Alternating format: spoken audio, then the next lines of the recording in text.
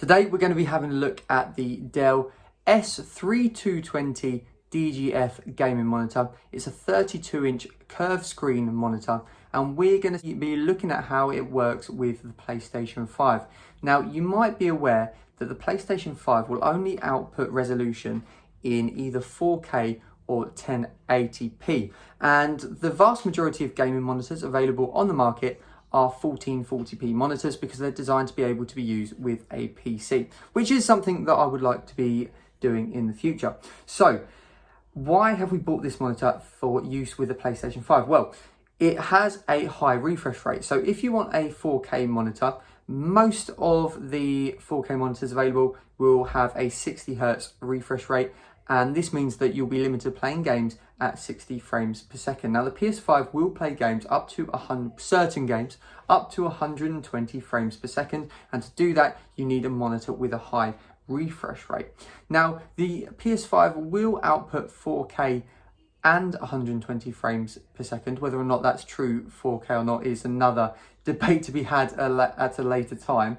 But to do that, you will need a screen or monitor that is capable of using HDMI 2.1. Now, a lot of high-end televisions that are being released at the moment do have HDMI 2.1, but in terms of gaming monitors, any monitor that is 4K and has HDMI 2.1 with that high refresh rate is extremely expensive, and there are very few of them available. So we've gone with this monitor. It is a 1440p monitor with 144 Hz refresh rate, which means we will be able to play in 120 frames per second.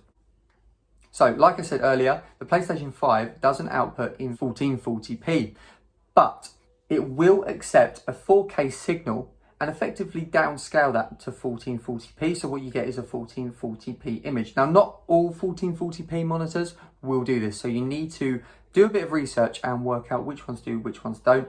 This monitor is capable of doing it, but it's only from the A03 edition, manufactured towards the end of 2020. So this one is an A04, so it does have that capability. Unfortunately, because it doesn't have HDMI 2.1 though, when we want to play in 120 frames per second, we will have to play in 1080p. So let's crack on then and see just how that looks using the new Formula 1 game F1 2021, which is capable of playing in 120 frames per second.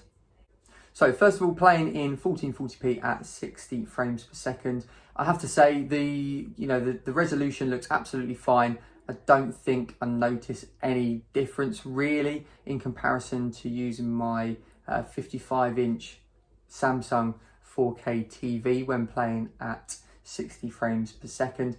And to be honest, I think it looks fine. For the screen size, I think 1440p looks absolutely great. Graphics are really good.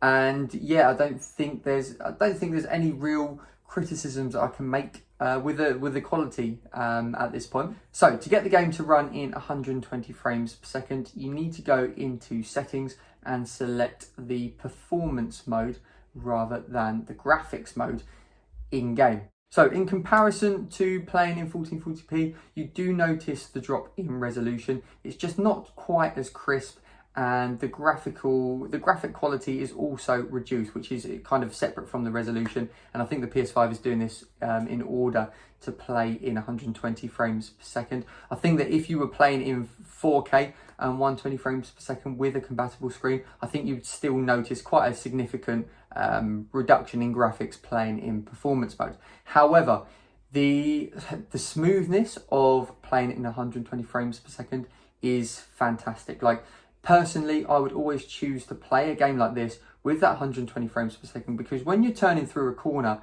it's just really smooth. And the camera won't pick this up because YouTube's limited to 60 frames per second. But yeah, it's super smooth going through corners, and I much prefer it. I think I'm definitely going to be playing with 120 frames over 60 frames, even though I am in 1080p. But like I said, the screen size being 32-inch, 1080p still looks pretty good. It doesn't look too bad. And yeah, I'm going to be more than happy with sacrificing a little bit of resolution for a higher frame rate.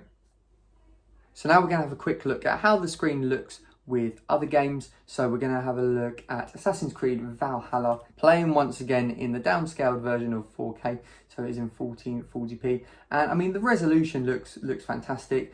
To be honest, the only thing that I've noticed in comparison to my 4K TV is the colours just aren't quite as vibrant as they would be on the TV. So I think that's to do with the HDR more than anything. But yeah, on my Samsung TV, the colours just do look a little bit more vibrant than they do on the monitor.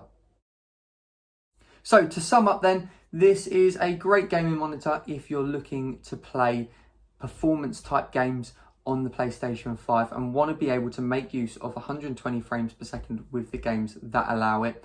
You can also play in 1440p with this monitor at 60 frames per second. I would highly recommend it for those performance type games. However, if you're more of a casual gamer and enjoy, you know, story mode sort of games, or just want to see the full beauty that the graphics from the PS5 can produce, then I would suggest going with a 4K monitor instead.